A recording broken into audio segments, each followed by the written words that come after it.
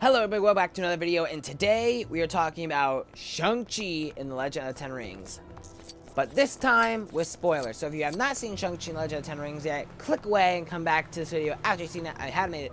I did make a spoiler-free review, so if you want, go ahead and check that out.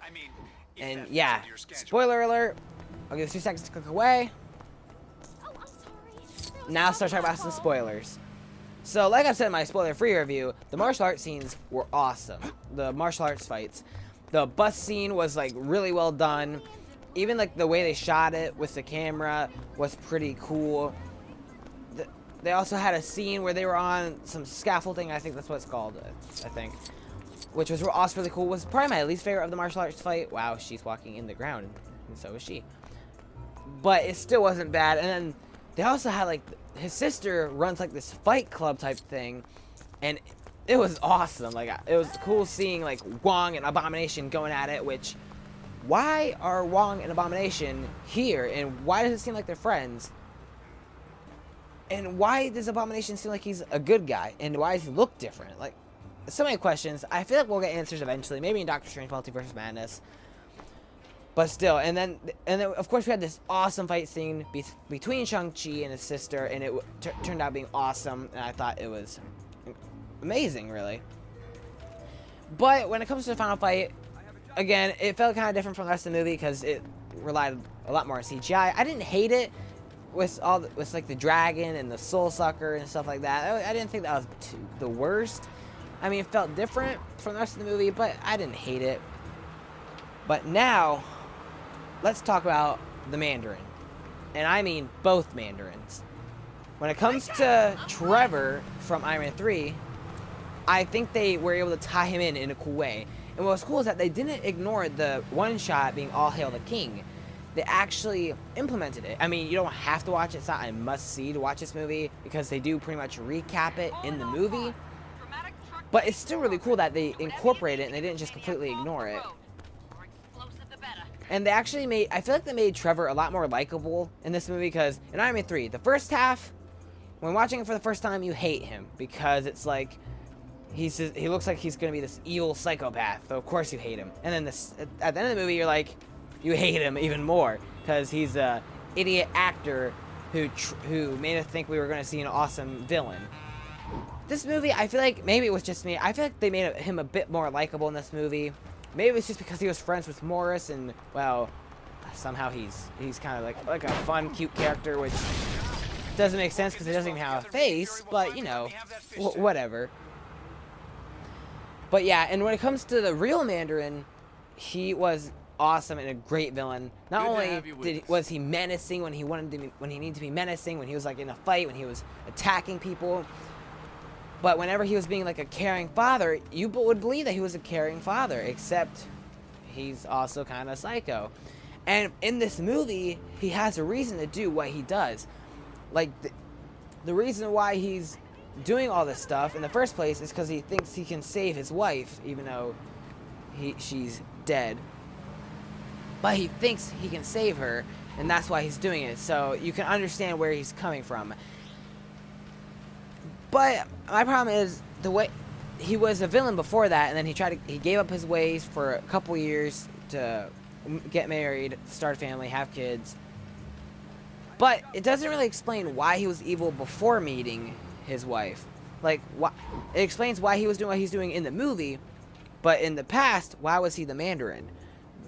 All they said was he wanted power, which, I mean, I guess that's one way to go. He just wanted power. I mean, that's a lot of supervillains.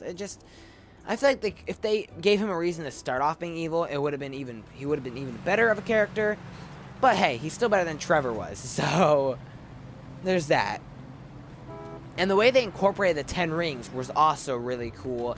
Even though they weren't as comic accurate, because they weren't actual rings that go on your finger, they still were incorporated in a really cool way. And it looks like they're going to be a big part of the MCU moving forward. At least that's what it seems like.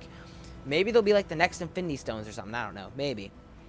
And also, I liked how Shang-Chi's best friend, Katie, wasn't just like a side character. Like, she actually got involved in the action in the final fight. She was throughout the entire movie, and she got involved in the action in the final fight. So it wasn't just like a best friend that Shang Chi talks to every so minutes whenever he needs a pep talk. Like some characters, some best friend characters end up being like that. But Katie was not, which I actually liked that they did that.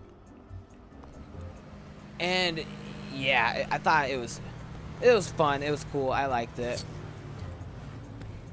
And now let's talk about the end credit scenes, because I think the end credit scenes were probably some of the coolest parts, because the first one teases that the Ten Rings, it's the one that teases that the Ten Rings will have a bigger part to play in the future, because they're with Wong, like they go with Wong at the end of the film, and then the end credit scene shows that they're talking about it, trying to figure out where they originated from, because they're way older than 1,000 years apparently, which is how long the Mandarin had them. So that's kind of interesting, and I wonder if and how this will tie into the multiverse. Like, will it tie into the multiverse, and how? Because like, even though the end credit scene is really cool, what's it supposed to connect to? Is it supposed to connect to Shang-Chi 2? Doctor Strange Multiverse of Madness? A separate movie that we don't know about? Something I'm really interested in. Maybe it's connecting to the next Avengers movie. I don't know. So I'm curious to see how it will tie into it. And we also see Bruce Banner and Captain Marvel, which Bruce Banner is kind of surprising, because we thought, at least a lot of people thought, that he was stuck as Hulk when he became Professor Hulk in Endgame. But here we see he's Bruce Banner again. But he still has his cast from Endgame, his injuries in Endgame. So I wonder what's going on there.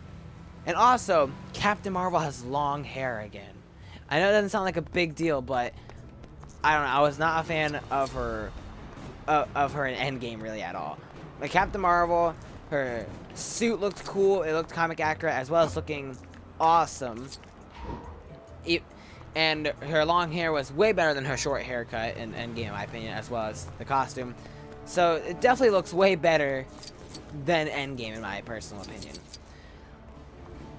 But yeah, they kind of end there with Wong, Shang-Chi, and Katie going to have some fun at karaoke, because, you know, why not? And then we get the second end credit scene, which shows Shang-Chi's sister becomes the leader of the Ten Rings, even though he thinks she's disbanding them. So this gives me so many questions. It gets me excited, but it gives me so many questions. Like, one, because in the movie, she started off as kind of like an antagonist, I guess you could say, but it wasn't for very long. So I was like, so when I saw this, I was like, okay, does this mean she is a villain, or is she a good guy, or is she like more an anti-hero, which I think would be kind of cool if they made her like kind of like this anti-hero where the line between good and evil kind of blurs. I think that would be kind of cool to take that direction. And what else they could do is be like, oh, okay, now she's the Mandarin, which would be kind of cool, because they did sadly kill off the Shang-Chi's father, the Mandarin, which I feel like they could have kept him alive, because it was like a big deal for a while, and they just killed him off after seeing him in one movie. But I guess that's okay. And I wonder if they're gonna be like, oh, that's because she's the Mandarin now, which would be kind of cool. I think that they could do that. It'd be kind of cool. And also, does this mean we're getting a Ten Rings Disney Plus show? Because one, why not? I feel like they could definitely do it. Just make a Disney Plus show all about the Ten Rings, and they could also show a whole lot of fights in her like Fight Club or whatever it was called.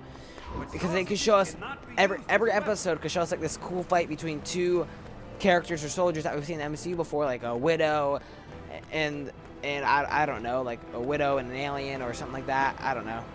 The Chitauri and a widow, and then the Sovereign and a Skrull. I don't know. They could do whatever they want. There was a lot of cool stuff that they could do with that. Make it kind of like a Contest of Champions show, as well as having it be like all about the Ten Rings, them building up, them turning into less of a terrorist group, more like an anti-hero group, with the new Mandarin being Shang-Chi's sister. But then again, that's just an idea. That's just something they could do. They might not. I don't know. So there's so many ways they could take this. And they did say the Ten Rings will return. So this is not the last we'll be seeing of the Ten Rings. So that's cool. And yeah, that's pretty much all I think I have to say about that. There was not a whole lot to talk about with this one. It was fun. I enjoyed it. I really liked it. I think I gave it like an 8.5 out of 10 or a 9 out of 10 in my spoiler-free review. And yeah, what did you guys think of this movie? Did you love it? Did you hate it? Did you think it was okay? I personally really enjoyed it, and I'd rewatch it. Yeah. What if you like this video? Please hit like. If you want to see more videos like this, please consider hitting the subscribe button. I did a spoiler-free review of Shang-Chi. I did a spoiler review and a spoiler-free review of Black Widow, as well as multiple episode reviews for like WandaVision, some for Falcon and Winter Soldier and Loki. Not as many yet. Maybe I'll get around to doing that.